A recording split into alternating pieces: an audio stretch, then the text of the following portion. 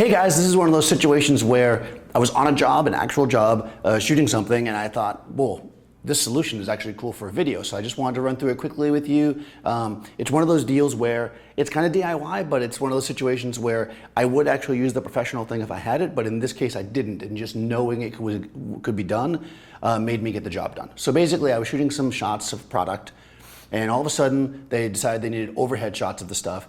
And my tripod has a bit of a boom on it, but it doesn't really have enough to get what we needed, and also they need to be really tall. So I knew that Manfrotto made this like plate that you can get that has a stud at the bottom, and you can screw your tripod head onto it, and you can put it up onto a boom arm or whatever, and that's wonderful, but they weren't going to wait for me to have that overnighted from Adorama or whatever. So what I had to do was figure out how to do it myself. And this is what this is. So I recreated somewhat, although my subject's not nearly that interesting. I just took some candy that was in the refrigerator and threw it down there and put a softbox on it. And basically, let me run through what I've got here and I'll show you. So I've got the Hasselblad on the C-stand and it's basically above. Now, I am in a situation where I could just come forward and look through the camera, more or less, and get in there. But in the actual job, I couldn't get that close to it. It was actually up in the air. So what I ended up having to do was use Focus Mobile, which actually allows me to use my iPhone to plug into Focus, and then I can look through the camera. So like right now, if I hit this, I'm looking through the camera.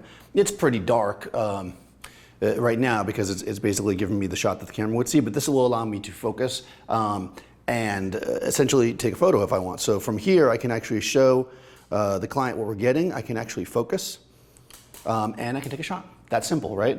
I am plugged into the computer and focused. Obviously, you could do it that way too. You know, in this case, I could easily just here again. I'm looking through the camera, and I can just take my camera, you know, my Hasselblad to focus it. So I actually had some nice light coming through the window, and I was going to just shoot it here. That's why I'm kind of standing where I am. But as it would turn out, I got the clouds came out just as I was going to shoot this. So I threw a softbox up, so it's not, again, not the fanciest light ever, but you'll get the point. So there I am jammed in. I'm focused in there. I can fire it with either the computer, I can fire it with the app. And what's cool here is that this is the kind of thing that might happen when you have to shoot a bunch of shots. Like if you had a bunch of something that you had to shoot overhead, whether it be shirts or whatever, you plug your camera in. In certain cases, like the Hasselblad can charge from the USB, but some cameras have an AC adapter. You can put it up there, you plug your USB cord in, you're tethered into whatever the software it might be to shoot with.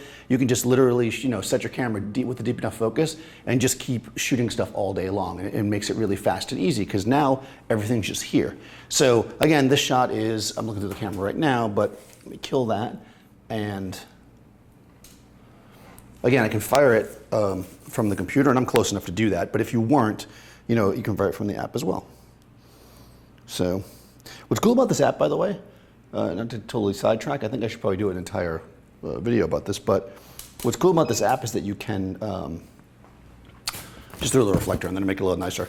Whenever you're making a photo, you want to make a decent photo. It's terrible to make a bad photo for you guys, but you get the idea. But anyways, whenever you're nice and sharp, punched in there, decent light across it. I'm gonna eat all that candy when this video is done, let me tell you that right now, unless the models get to it first. I am overpowering the light in the space, by the way, just so you know. This is just a single softbox coming in, which is why I added the reflector to kind of make it more even. I'll show you without the reflector. You know, you get a little bit, you know, it gets a little muddy, especially on a black piece of foam core. So again, tethering is not just, hey, you can show the models a shot right away. Sometimes it's something that you want to do in order to actually get the functionality of the job done. You know, if you didn't have this ability to do this, it would be such a pain in the butt. You'd be up on a ladder, you'd be looking through the camera. Yeah, I'm all set. I don't have to touch my camera again. The Hasselblad's there. It's totally safe because of the way I did it. And I'm going to actually take this thing apart, and I'll show you guys basically what it is. Essentially, it's about a 5-inch long bolt. This one happens to be like a brass color. I don't know what it's for exactly. And I looked, and it is 3/8 16. That's what you want. 3/8 16 is the big fat screw-on photo. 1/4 20 is the smaller one that's like on the bottom of your camera. So those two numbers are really important to know. The first number is the diameter. The second number is the thread count. So I know 3/8 16 will screw into the bottom of my tripod. I didn't even have it with me. I knew that was going to work. I basically took my long bolt. I knew it would fit into the the head of the C-stand. I bought a couple of different washers because I know I want pressure, right? If I just screwed it in, it would just loosen itself.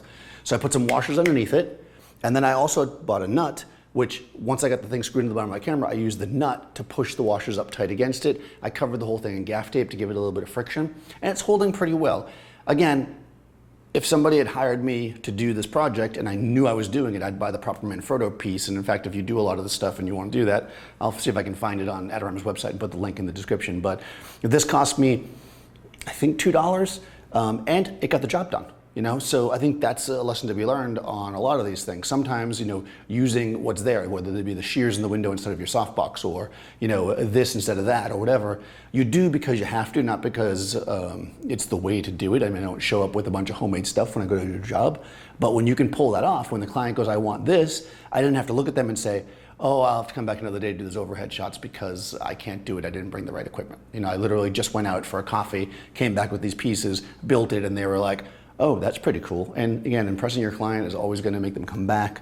I will do an entire video if I can figure out how to capture my iPhone screen on this Focus mobile, because it's pretty cool, and other things. So if you guys want to know anything else about this or whatever, let me know. Leave some comments. Make sure you subscribe.